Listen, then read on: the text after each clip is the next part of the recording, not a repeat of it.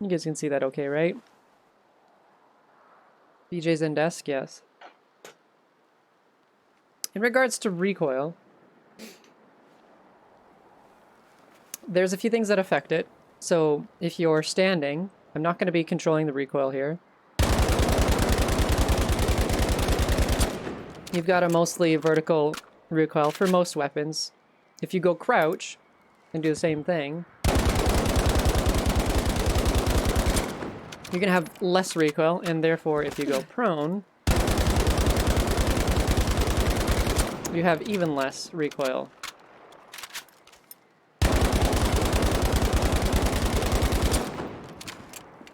So the stance of your character, whether you be standing, crouched, or prone, will affect how much vertical recoil you have. As far as I know, it doesn't affect horizontal recoil, but vertical it does. Another thing of note is that your weapon will function differently in auto and semi-auto modes. So if I try and tap fire, let's just go from this line.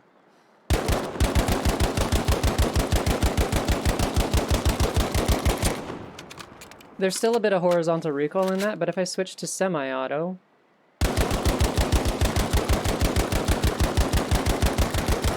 it's almost primarily vertical. I know it looks like it goes a bit higher there, but I did screw that up a little bit. So if we do full auto.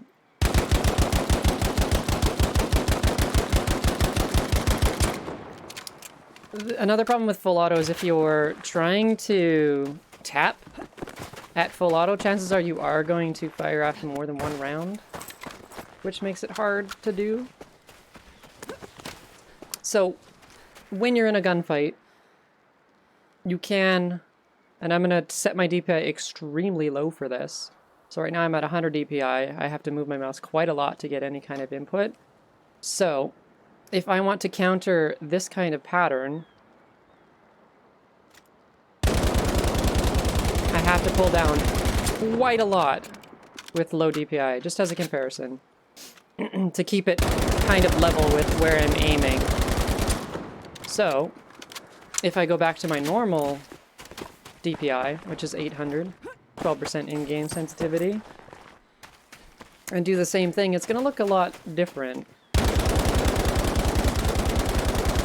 I'm not moving as much, but I'm still doing the same thing. And again, the reason why I did 100 DPI is to kind of do an over-exaggeration of what is actually going on when you are countering recoil. Now, this is only like against a standing target, obviously. If they're moving, you want to combine tracking them along with pulling down and countering the recoil at the same time. So a few things of note. Under controls, if you're on controller, I would advise turning the stick aiming acceleration all the way off. The reason I say that is if we turn this on, let's go 100%, and I switch over to a gamepad. So if I am moving the stick, there is a bit of it's slow at first, but if you keep going, it speeds up. And this makes muscle memory very hard to come by. So I very much do recommend, and it is a personal thing, you don't have to, but I do recommend stick aiming acceleration off. Another thing that you can change, when you're aiming down sight and you do want a slower, like a more sensitivity, a slower sensitivity, you can adjust the soldier zoom aim sensitivity as well. So what recoil compensation looks like on a gamepad, let's re-ammo up here.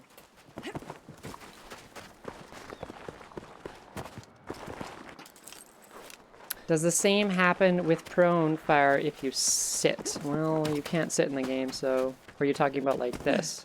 It'd be the same as prone. So recoil control with a gamepad. Now I'm going to set the gamepad sensitivity quite low. Let's set that to 0. So again, just over-exaggeration of what that will look like. So I'm going to be pulling down on the stick and kind of probably wiggling it back and forth as well, trying to keep it within that area. So it is obviously harder on a controller than it is on mouse and keyboard to do that same thing. You have a lot more control. But it can be done. You can do the same thing. The key is to find your sensitivity that works. Now I'm probably going to use the same here that I do with mouse and keyboard, and I could probably do as good if I practiced. But essentially it's the same thing, and that can be done with all different weapons. And now the house has a very lopsided smile. Look at the nose, the eyes, yes. Any chat questions?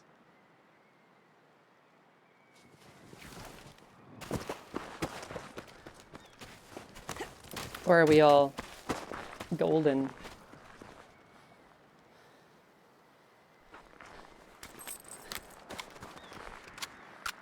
And remember, if you're on YouTube, like, comment, subscribe, and share with all your friends.